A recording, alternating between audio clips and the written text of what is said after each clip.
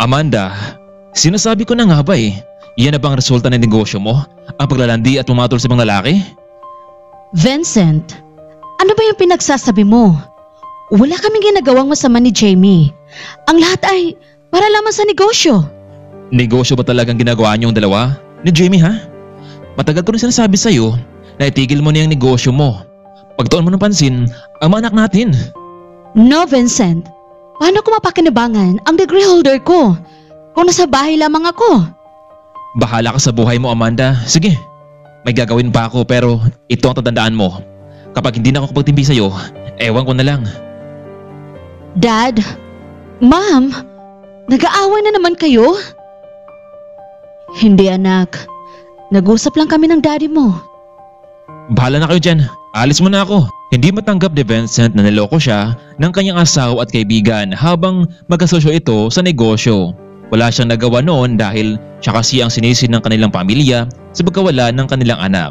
Isang doktor itong si Vincent, ngunit siya ang sinisisi ng lahat dahil hindi niya nagawang iligtas ang sariling anak mula sa sakit. Kaya naman, nagdamdam noon itong si Amanda kay Vincent dahil pinabayaan ito ang kanilang anak samantalang nagpakaabala ito sa ibang tao. Ito ang naging dahilan para lumayo itong si Amanda sa kanyang asawa. Masaya noon ang pamilya. Akala nga ni Vincent ay perpekto na ang kanilang pamilya pero hindi niya inasahan ang ganitong pangyayari. Happy Valentine's, Amanda. Oh, I forgot, Vincent. Happy Valentine's too. Gusto mo bang mag-date tayo sa labas? Salamat, Vincent, pero busy ako ngayon sa reporting namin. Amanda, nagumgan ng loob ako sa'yo para makabawi ako sa'yo. Pero bakit ganito katigas ang puso mo sa akin? Lagi kong sinasabi sa'yo na wala namang may gusto noon sa nangyari sa anak natin. Vincent, dahil yan sa iyong kapabayaan. Bukas, may meeting kami kasama si Jimmy with investors. Jimmy na naman. Mas mahalaga pa sa'yo si Jimmy kaysa sa anak natin. Sabi mo sa akin, may nangyari ba sa inyong dalawa, ha? Ano bang pinagsasabi mo, Vincent, ha? Huwag ka na mag-deny, Amanda. No, minsan, hinawakan na Jimmy ang kamay mo at parang meron siyang gustong ipahiwatig sa'yo. Bakit, Vincent? Nagsiselos ka ba? Hindi ako nagsiselos. Sinasabihan lang kita dahil asawa kita. Para kay Vincent ay mukhang hindi na masaya ang kanilang pagsasama ni Amanda. Kahit anong pilit niyang bumawi sa asawa ngunit naging manhid na ito sa kanya. Kaya naman, lumabas muna ito si Vincent ng bahay. Parang palamig at nagtungo sa isang coffee shop para mag-isip kung ano ang dapat gawin. Ngunit habang kasalukuyan siyang nagmaneho, may biglang sumalpok na kotse sa poste sa kanyang harapan. Mabuti na lang at agad siyang nakaiwas. Agad siyang bumaba at tumawag ng ambulansya. Mukhang nahimatay lamang ang babae sa loob ng kotse. Dok, mabuti na lang at nakaiwas kayo. Siya nga pala, kumusta na siya? Maayos naman siguro siya. Kuya, dali mo siya sa ospital Ako nagagamot sa kanya doon. Sige Dok, masunod po. Gusto sanang mag-relax nitong si Vincent pero mas mahalaga pa rin ang buhay ng ibang tao. Kaya naman matapos sinakay sa ambulansya ang babae ay agad naman siyang sumunod patungo sa ospital. Nurse, pakitawagan pamilya ng babaeng ito. Heto, nakuha ko ang kanyang calling card mula sa kanyang sasakyan. Sige po, Doc. Hello, sino to? Hello po. Kayo po ang pamilya ni Miss Diane Smith? Bakit? Ano nangyari sa anak ko? Mr. Smith, bumangga ang kanyang sasakyan at kasalukuyan po siyang nasa ospital ngayon. Ano? Sige. Pupunta ako sa ospital. Maraming salamat. Nurse, nasaan ang anak ko? Hayun, Mr. Smith. Kasalukuyan siyang kinakausap ng doktor. Mabuti na lang at hindi grabe ang kanyang natamo. Doc, sino ang nagdala sa akin dito? Ako, Miss Smith. Mabuti na lang at hindi mo binangga sa akin. Kundi, dalawa tayong nakahigangan sa kama. Sa sunod kasi, huwag kang magmaneho ng lasing. Dok, hindi naman ako lasing. Nakainom lang ako ng kaunti. Pero dapat hindi mo na ako niligtas Wala nang nagmamahal sa akin. Ano pang saysay ang buhay ko dito sa mundo? Huwag kang masalita ng ganyan, Miss Smith. Masarap ang buhay kahit maraming problema. Excuse me, Doc. Ako nga pala ang daddy ni Diane. Maraming salamat sa pagdating niyo sa kanya, ha? Yun ang trabaho namin, Mr. Smith. Sige, maiwan ko muna kayong dalawa at kausapin mo yung anak mo. Sabihin mo sa kanya na huwag gumanin ng lasing. Lumabas na ng kwarto itong si Vincent at muling chinek ang iba pang pasyente. Dayan, ano ba itong ginagawa mo sa sarili mo ha? Ngayon Dad, may concern pa kayo sa akin? Niloko ako ni James. Akala ko, ako lang nag-isang babae sa buhay niya. Pero, niloko niya ako. Ganon talaga ang mga lalaki, Dad. Hindi marunong makontento sa isa. Dayan, ginawa ko ang lahat para may tama ang lahat pero ang mami mo ang siyang bumitaw sa amin sa relasyon.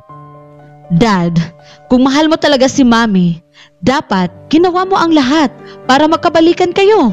Dayan, hindi ganoon kadali yun. Ang mami mo ang bumitaw.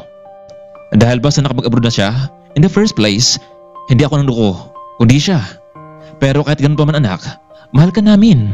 Sabihin nating meron kaming kanyang buhay, pero talagang mahal ka namin. Hayop na James yan. Nagtiwala ako sa kanya na siya ang magpapasay sa'yo. Ayos lang, Dad. Marahil, ito na talaga ang buhay ko. Salamat sa pagdalaw, Daddy. Ang sabi ng doktor, baka bukas pwede na ako makalabas dito. Dayan, kung may oras ka, gusto kong mamasyal tayo. Kahit na sa ganung paraan ay makatulong ako sa'yo na mabawasan yung naramdaman mo. Salamat, Dad, pero ayos lang ako. Kailangan ko na ring bumalik sa trabaho. Kinabukasan ay tuloy na ngang nakalabas itong si Dayan sa ospital. Samantalang hindi naman nabutan ni Vincent ang kanyang asawa. Umalis na ito kasama ng mga katrabaho para daw sa isang mahalagang meeting. O mga anak, mabuti naman at nagising na kayo. Tara na, mag-breakfast na tayo at pagkatapos ay pumasok na kayo sa eskwelahan ha? Dad, nasaan si Mami? Well, ang sabi niya, maaga daw siyang alis para sa isang mahalagang meeting. Dad, alam namin ni Danny na lately, lagi kayong nag-aaway ni Mami. Dad, sana magawan mo ito ng paraan. Dahil bago mag-in ang school year, meron kaming student and parents celebration. Kailangan kumpleto tayo sa panahong iyon. At higit sa lahat, magkaayos na kayo ni Mami. Hayaan mo, Syra. I'll make sure na magkaayos na kami ng mami mo. Siya nga pala, baka hindi ako makauwi tonight ha? Meron akong asesuhin sa ospital. Si Yaya nang bala sa yung dalawa. Okay, Daddy. Ilang araw na ang nakalipas, ngunit hindi pa rin umuwi itong si Amanda. Samantalang, dinadalaw naman ni Vincent ang dalawang anak pagkatapos ay bumalik naman sa trabaho. Isang umaga noon, nagtungo itong si James sa office ni Dayan para personal na humingi ng pumanhin dito. Dayan, I'm really sorry. Oo, inamin ko na naging mahina ako sa mga panahong iyon. It is a mistake, pero pinagsisihan ko na ang mga bagay na yun. Sorry, James. Pero, hindi ko na masikmura ang ginagawa mong ito sa akin. Siguro, maraming beses mo na yung ginagawa, no?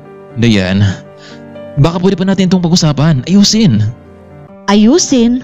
Para ano? Saktan muli ako? I will resign as a lawyer in your company, James. Hindi ko masikmura na makita at makasama sa kumpanya ang isang lalaking ahas. Dayan, hindi ka pwedeng mawala dito. Mahirapan kang mag-apply sa iba. Bakit? Kayo lang ba ang may kumpanya dito?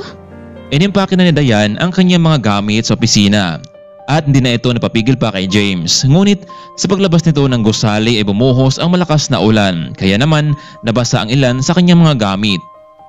Ilang linggo pa kasi bago makuha ni Dayan ang pinaayos na sasakyan. Kaya sa mga oras na iyon ay nagtungo muna ito sa may coffee shop. Miss Dayan Smith? Mabutit nagkita tayo dito. Kumusta na kalagayan mo? Doc, ikaw pala yan. Anong ginagawa mo dito sa coffee shop? Well, I'm waiting for my lawyer pero mukhang hindi daw siya makarating dito and I need someone legal advice. Oh, come on, Doc. Kailangan mo ng legal advice? Well, I can help you. I'm attorney Dayan Smith. Oh, isa ka palang lawyer ha? Kung ganun, matutulungan mo ba ako? Gusto ko kasing mag-file ng annulment sa asawa ko. Ano ang ma-advise mo sa akin? Well, ganun talaga ang mga kalalakihan. Kapag may nahanap ng iba, annulment agad ang solusyon. Attorney, hindi ako nagloko, kundi ang asawa ko. Naku, sorry Doc Vincent. Pero dahil niligtas mo ako noon, don't worry. I'll give you some advice. Napansin naman ni Vincent na halos ilang araw nang hindi umuwi ang kanyang asawa. Nagpaalam lamang itong magkaroon lamang sila ng malagang meeting sa negosyo, ngunit may nakapagsabi sa kanya na nagtungo ito sa ibang bansa kasama ni Jimmy Mores. Doc, bilang pasalamat ko sa'yo, tutulungan kitang mabigyan ng legal advice. Pero alam mo, hindi biro ang ganitong proseso. Kailangan ito ng sapat na panahon. Miss Smith, nakahanda ako sa lahat ng gagawin. Doc, hindi ka ba natatakot sa magiging bunga nito? Malaking katanungan ito sa mga anak niyo. Alam niyo, maraming kabataan na napariwara dahil sa broken family. Alam mo, kung hindi ko ito gagawin, ako lang ang nahirapan eh. Anyway, maraming salamat nga pala sa advice mo, pero hindi pa rin mababago ang desisyon ko. O siya nga pala, bakit mukhang marami kang mga gamit na dala at medyo nabasa pang iba? Hay nako Doc, nag-resign na ako sa office na pinapasukan ko. Ayaw ko nang makita pa ang lalaki ng loko sa akin. Kung ganun, Miss Smith, magkatulad pala tayo ng sitwasyon ano? Ikaw, niloko ng fiancé mo at ako naman, niloko ng asawa ko. Alam mo, pwede kitang tulungan na makapasok ng trabaho sa office ng lawyer ko. Ganun ba, Doc? Sige, kung okay lang sa inyo. This week, samahan mo ako. Ipapakilala kita sa kanya para naman magkasimula ka na ng trabaho mo. So paano? I have to go. May mga pasyente pa akong dapat asikasuhin eh. Tatawagan na lang kita. Samantalang matapos ng meeting ni na Amanda ay muli silang nag-usap ni Jimmy. Amanda, pwede ba tayo mag-usap saglit? Jimmy, sumama ako sa team natin para sa mahalagang meeting nito sa abroad. Amanda, paano tayo? Jimmy, pwede bang itigil na natin ito? Walang magandang patutunguhan ito. Hindi pwede, Amanda. I'll do anything to you. Noon, malungkot ka noong mag-isa ka lang. At namayan kita at ngayong sasabihin mong wala na tayo? Jimmy, alam mo, nalata na Vincent itong ginagawa natin. Ayaw ko namang masira ang pamilya ko at tuluyang masira ang pagkakaibigan niyong dalawa. Pero Amanda, akala ko ba mahal mo rin ako? Jimmy, I'm really sorry pero huling beses na itong magkasama tayo sa meeting. Magre-resign na rin ako para sa kabuti ng pamilya ko. No, Amanda. Paano ang karir mo? Gustuhin mo bang mula ang lahat sa'yo? Jimmy, nakapagdesisyon na ako. Sige na, kailangan ko nang mag-ayos ng mga gamit ko. Hindi na lamang nakapagsalita pa itong si Jimmy. Samantalang palagi namang tinatanong ni Syra sa kanyang ama kung bakit hanggang ngayon ay wala pa rin ang kanilang mami Amanda. Hindi makasagot itong si Vincent. Sinabi na lamang nito na abala sa trabaho ang kanyang ina. Ngunit sa loob-loob nitong si Vincent alam niyang may ginagawang kalokohan ang kanyang asawa. Samantalang muling nagkausap naman sina Diane at Vincent, gusto ng doktor na tulungan ang dalaga na magkaroon ng panibagong trabaho, kaya naman ay isinama niya ito para makipagkita sa kanyang abogado. Alam niyang hindi siya nito bibiguin. Teka lang, Doc. Bakit nandito tayo sa beach resort? Akala ko ba tutulungan mo akong makahanap ng trabaho? Oo, Miss Diane. Nandito kasi ang lawyer ko sa my beach dahil nagsasanay siya ng isang surfing. Nako, Doc. Hindi ba nakakatakot ang ganyang sports? Paano kung merong malalaking mga alon? Hindi naman, attorney. Nasanay lang sila. Kapag marunong ka na rin, ang sarap sa pakiramdam habang lumulutang ka sa babaw ng dagat. Sige, dumito ka na lang muna ha. At pupuntahan ko itong si Attorney Cervantes. Ano? Si Jared Cervantes? Ang attorney niyo, Doc? Oo, siya. Bakit? Kilala mo ba siya? Oo, Doc. Magkasama kami sa isang school. At alam niyo, ang sobrang yabang niyan. Kaya lagi akong naiinis sa kanya eh. Ganun ba, attorney? Pero mukhang hindi naman ah. Syempre, Doc. Kasi kliyente niya kayo. O sige, attorney. Tatawagan ko na si Jared ah. Attorney Jared! Oh, Doc. Bakit kayo narito? Well, Gusto ko ring mag-surfing para ma-relax ang sarili ko. At the same time, meron akong ipapakilala sa'yo na gustong ipasok mo sana sa office nyo. Nako Doc, sino ba yan? Baka hindi ako makatanggi sa'yo. Jared, baka kilala mo itong sa attorney Diane Smith. Nako Doc, at sinong hindi nakakilala sa isang magaling na abogada? Pero sa tingin ko, lagi siyang high blood sa akin kapag nakita niya ako. Ewan ko ba? Samantalang ganito lang naman talaga ang kinikilos ko Attorney Smith, maswerte ka kasi si Dr. Taylor pala ang nakausap mo. O sige, bukas pumunta ka sa office. Ihanda ko na ang magiging opisina mo doon dahil alam ko namang magaling ka ring abogada. Attorney Jared, salamat at hindi mo ako binigo. Nako Doc, ikaw pa. So come on, let's surfing dahil magandang panahon ngayon. Oo nga, yan nga ang isa sa pinunta ko dito Ikaw Miss Smith, baka gusto mong sumama sa amin. Pero Doc, hindi kasi ako marunong mag-surfing Kung gano'n hindi tuturuan kita. Wala na nagawa pa itong si Diane kundi pumayag na lang. Ilang beses niya itong sinubukan hanggang sa naging marunong na ito. Doc, grabe. Ang sarap pala sa pakiramdam. Parang naglalakad lang ako sa ibabaw ng mga alon. Maraming salamat talaga, Doc. Huwag ka muna salamat sa akin dahil maraming beses pa tayo magkasama dito para mag-surfing at panigurado akong makalimutan mo ang sakit ng dulot ng fiancé mo. Wala na, Doc. Wala na siyang puwang sa puso ko. Ganon, siguro kapag talagang nilalit go mo na ang isang tao. Well, good news yan. Para naman makafocus ka na sa bago mong trabaho. So, paano? Mauna na ako ha. At kung gusto mong mag-surfing ulit, tawagan mo na ako dahil sasamahan kita. Talaga, Doc? Ano ka ba? Vincent na lang tawag mo sa akin. O sige na, attorney. Bye. Biglang lumapit itong si Vincent sa kanya at hinalikan ito sa kanyang pisngi. Bye, attorney. See you soon. Samantalang nagulat naman itong si Diane sa ginawang panghalik nitong si Vincent sa kanyang pisngi. Kinabukasan, unang araw sa bagong opisina ni Diane, welcome naman ito sa management dahil alam nilang magaling itong abogada. So, Attorney Smith, ito na pala ang maging office mo. Attorney Cervantes, maraming salamat talaga sa iyo. Huwag ka sa akin magpasalamat kay Dr. Vincent dahil siya ang dahilan para makapasok ka dito. So, good luck sa bago mong office ha. Napangiti na lamang itong si Diane. Samantalang umuwi naman itong si Amanda mula sa kanilang business meeting sa ibang bansa. Yaya, nasaan ang mga bata at si Vincent? Ma'am, nasa school na po ang mga bata at si Doc naman naroon lang sa kanyang opisina natutulog. Yaya, tulungan mo ako maghanda. Gusto ko silang surprisahin. I decided na tuluyang na akong mag-resign sa trabaho ko para malagaan ang mga bata at ang asawa ko. Pero ma'am, ilang araw na rin hindi pumupunta dito si Doc Ako na lang ang nag-aasikaso ng mga bata. Lagi na lang nitong tinatanong kung nasaan kayong dalawa. Sinasabi ko na lang na marami kayong ginagawa sa trabaho.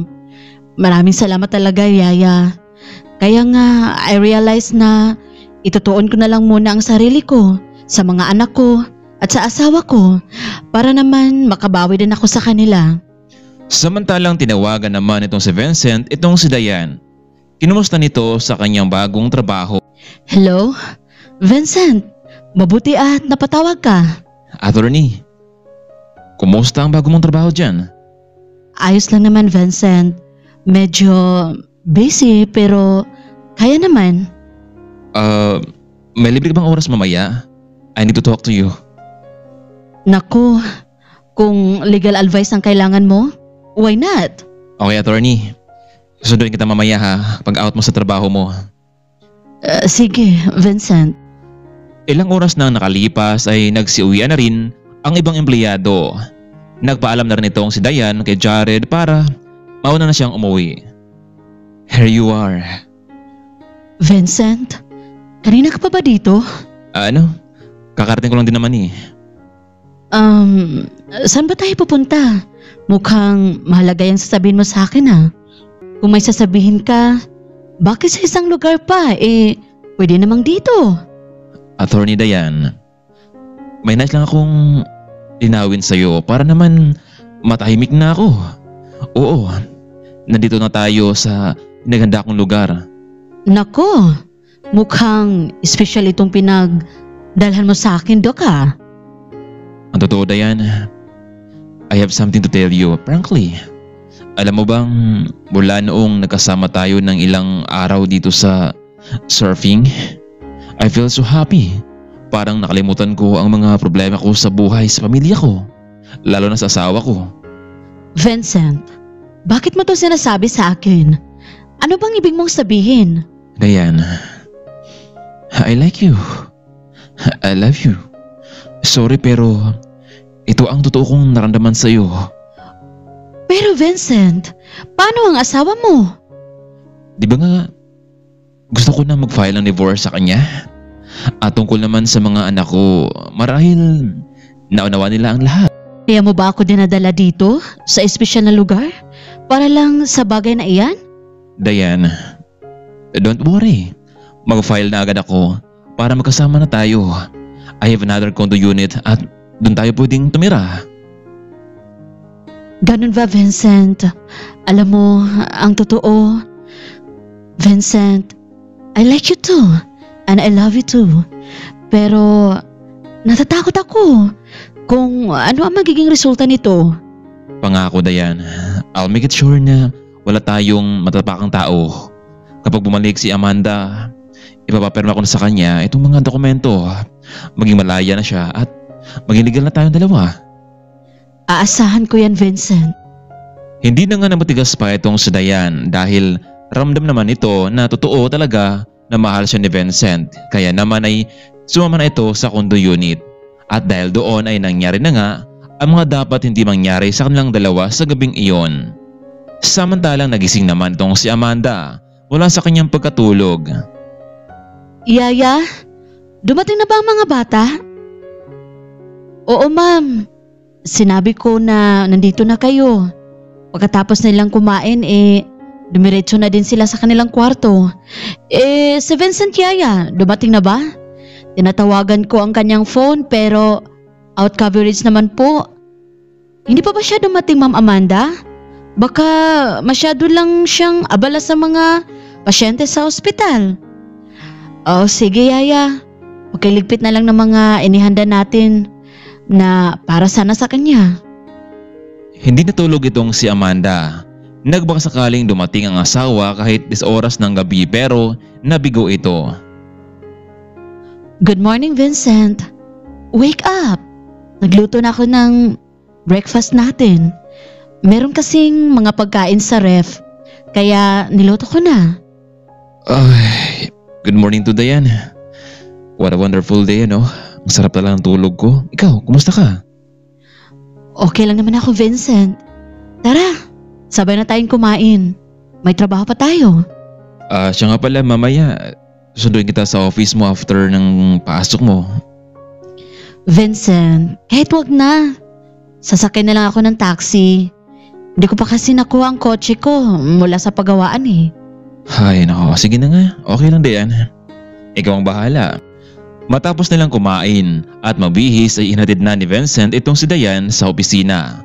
Pagkatapos ay dumiretso muna ito sa kanilang bahay para dalawin ang mga anak nito. Good morning, Yaya. Nasaan ang mga bata? Good morning po, Doc. Kakapasok lang sa eskwelahan. Siya nga pala, nariyan na pala si Ma'am Amanda. Kararating lang kahapon. Kaya, pwede bang umalis ka muna? Mag-usap lang kami ni Vincent. Oh, sige po, ma'am. Vincent, I miss you. Ay, at naku mo talagang umuwi dito, ano? Sana lang doon ka lang sa lalaki mo. Hindi ba doon ka masaya? Vincent, ano ba yung pinagsasabi mo? Asawa mo ako. At may mga anak tayo. Isa pa, meeting sa trabaho ang pinupunta ko doon. Bakit? Hindi ba pwedeng kahit representative lang ang pwedeng pumunta roon at talagang kayong lahat pa para ano? Magkita ka na, Jamie? Alam ko na ganyang diskarte sa lalaki. Alam mo, Vincent, sumusobra ka na ha? Alam mo bang nag-resign na ako sa trabaho? I'll give up my career. I'll give up my everything para lang sa pamilya natin. Amanda, Ang mas mabuti pa, pirmahan mo na itong divorce paper. I will let you go. I will set you free. Total naman, ito ang gusto mo, di ba? No! Hindi ako papayag, Vincent. I'll give up my career para makabawi sa'yo, sa pamilya natin. Ano pa bang dapat kong gawin para patawarin mo ako? Wala ka na bang natitirang pagmamahal sa puso mo? Sige na, Amanda. I have to go. Marami pa akong dapat asikasuhin sa ospital. Heto, pag uwi ko, dapat ay nakapirma ka na dito. Maliwanag ba? Bakit mo ako ginaganito, Vincent? Siguro, may iba ka ng babae na nilalandin, Alam mo, wala ka nang pakialam sa akin kung may mababaya ako o wala. And beside, sino bang nauna sa atin dalawa? Hindi ba ikaw? Pirmahan mo na ito at tapos na tayo. Matapos nilang nag-uusap ay umalis na rin itong si Vincent patungo sa ospital. Bakit mo ako ginaganito, Vincent? Siguro, may iba ka ng babae na nilalandin, Alam mo, wala ka nang pakialam sa akin kung may mababaya ako o wala. And beside, sino bang nauna sa atin dalawa? Hindi ba ikaw? Pirmahan mo na ito at tapos na tayo. Matapos nilang nag-uusap ay umalis na rin itong si Vincent patungo sa ospital. At nag-doorbell ito at may isang babae ang nagbukas sa kanya, walang iba kundi si Dayan. Sino ka? Anong ginagawa mo dito, Iha? Baka mali ka nang hinahanap. Alam niyo po, marahil hindi niyo ako kilala, pero nakikiusap sana ako sa inyo na layuan mo na ang daddy ko, pakiusap. Gusto niyo bang masira ang aming pamilya? Doon ba kayo masaya? Iha, ano ba yung pinagsasabi mo? Anak ako ni Doc Vincent. Marami pa akong pangarap sa aming pamilya, ngunit paano ko yung matutupad kung hiwalay na sina mami at daddy? Yun lang naman ang sasabihin ko sa inyo Bigla namang tumalikod itong si Syra at muling sumakay sa kotse. Samantalang biglang nadurog naman ang puso ni Dayan matapos niyang mapakinggan ang hinaing ng bata. Ipagpatuloy pa kaya ni Dayan ang kanyang relasyon sa doktor o magpaparaya na lamang ito para sa kapakanan ng pamilya? Matapos ng duty ni Dayan ay inalam nito kung saan nakatira ang pamilya ni Vincent. Naitanong niya kay Jared ang lahat. Dayan, bakit kailangan mo pang magtungo sa kanilang bahay? Samantalang pwede mo namang puntahan sa ospital at makausap mo itong si Vincent. Please, pakiusap, Jared. Gusto ko makausap ang kanyang pamilya. Hay nako, okay. Kung yan ang gusto mo, nasa Harvard Street sila nakatira ngayon. Maraming salamat talaga, Jared. Noong nakalabas na ng office itong si Dayan, agad siyang nagtungo sa Harvard Street para makausap ang pamilya ni Vincent. Yaya, pakitingnan kung sino ang nag-doorbell. Baka may pen-deliver kayo? Wala naman, ma'am. Pero sige, titingnan ko kung ano ang nasa labas. Excuse me, sino sila? Manang, dito po ba ang bahay ni Dr. Vincent Taylor? Oh, dito nga. Anong kailangan mo? Bakit mo hinahanap si Doc? Wala siya dito ngayon. Manang, hindi si Vincent ang gusto ko makausap, kundi ang kanyang asawa. Manang, sino yang nasa labas? Ma'am, may isang babae dito at gusto ko rin makausap. Sige, Yaya.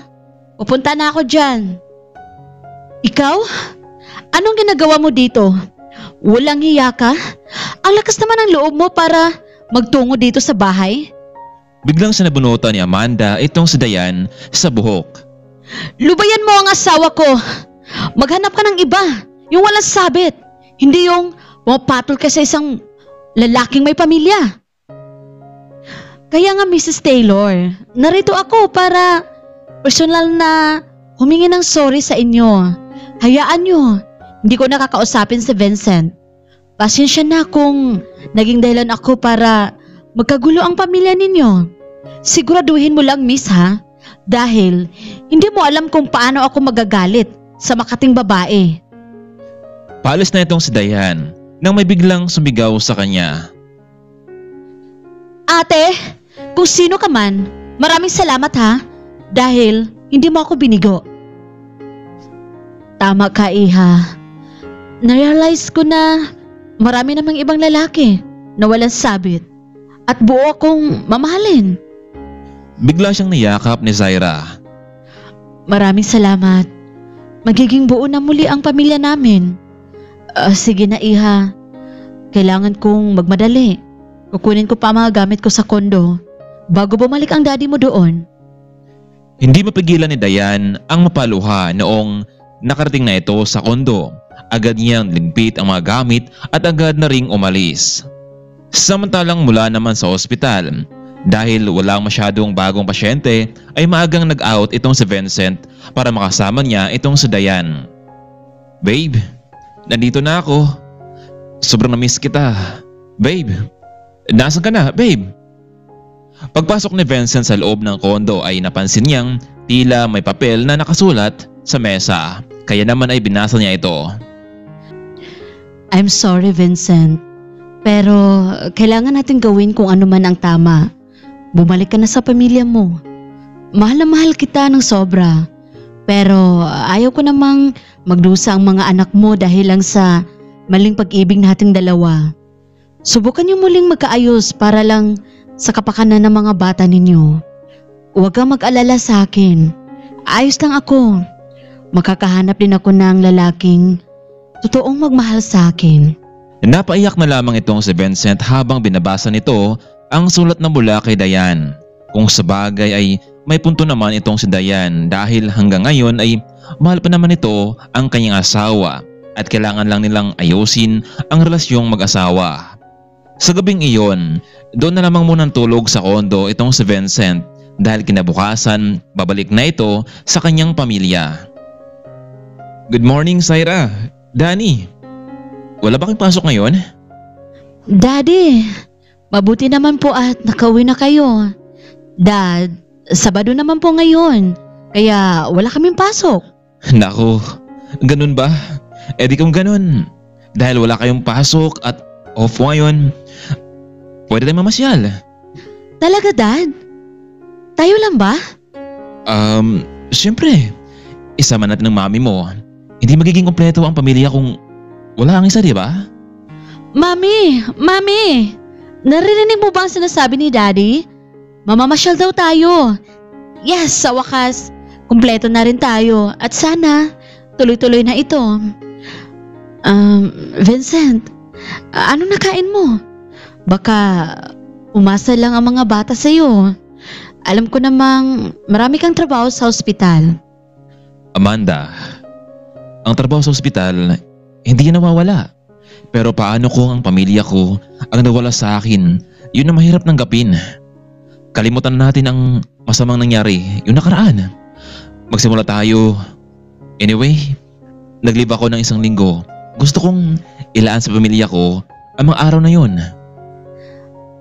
Maraming salamat talaga, Vincent. Pero I'm sorry. I'm really very sorry, Vincent, sa mga nagawa ko sa'yo. Amanda, we need to move on. Gawin natin ang lahat para sa pamilya na ito, okay? Vincent, I love you. I love you too, Amanda. So tara, kailangan natin ng umalis. Ngayon na ba? Oo naman, para mag-enjoy tayong lahat. Samantalang nagtungo naman itong si Dayan sa kanyang ama. Dad. Iha, bakit? Ano nangyari sa'yo? Nabigo na naman ako sa pag-ibig, Dad. Lahat na lang ng lalaking nagmahal sa akin, puro sablay. Mula kay James, niloko ako. At may lalaking nagustuhan ko pero wala rin. Ay, naku anak, kawawa ka naman. Pero alam mo, kahit anong mangyari sa'yo, nandito lang ako. Lagi mo yung tatandaan ha, mahal na mahal kita dahil ako ang unang nagmahal sa'yo. Balang araw, makatagpo ka rin ng lalaking karapat-dapat sa'yo. Maraming salamat, Dad. Dahil nariyan ka para sa akin. Mula noon, dahan-dahan nang nakalimutan ni Dayan ang mga masamang pangyayari sa kanyang buhay, lalo na pagdating sa pag-ibig. Samantalang tuloy na ngang nagkaayos ang pamilyang Taylor. Bagamat may naiwang sugat sa kanilang nakaraan pero mas higit ang kapit ng kanilang pagmamahalan. Hanggang dito na lamang muna kaibigan. Maraming salamat sa walang sawang pagsubaybay sa ating kwento.